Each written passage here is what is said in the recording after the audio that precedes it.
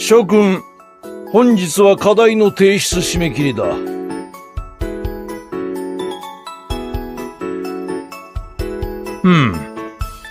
実にエレガントだ。やったー。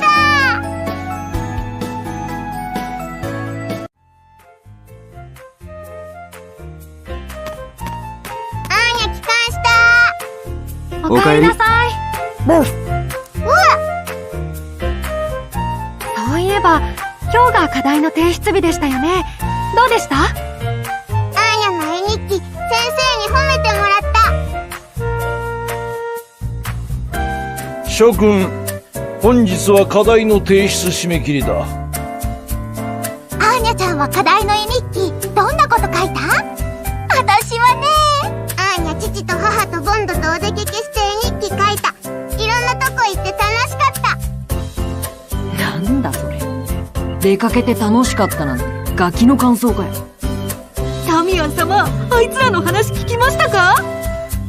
お出かけをして楽しかっただけとか、まったく庶民のボキャブラリーは貧相ですよね。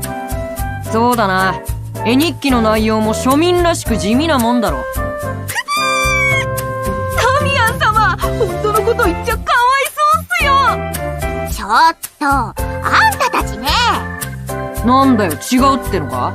どうせ大したこと書いてない絵日記なんだろ。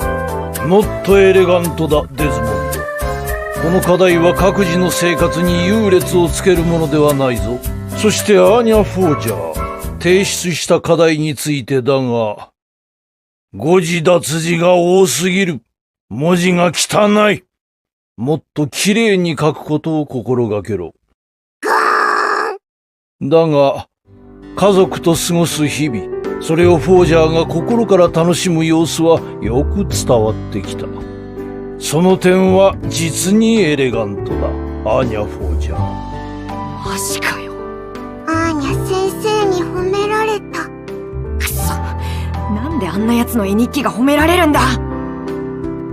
もちろん皆の絵日記も同様に素晴らしい。イーデン校の生徒にふさわしい実にエレガントなものだった。ってことがあった。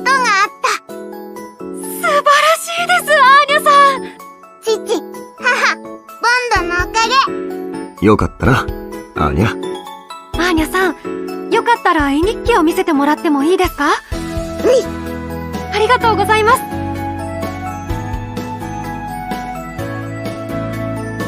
これは公園に行った時の。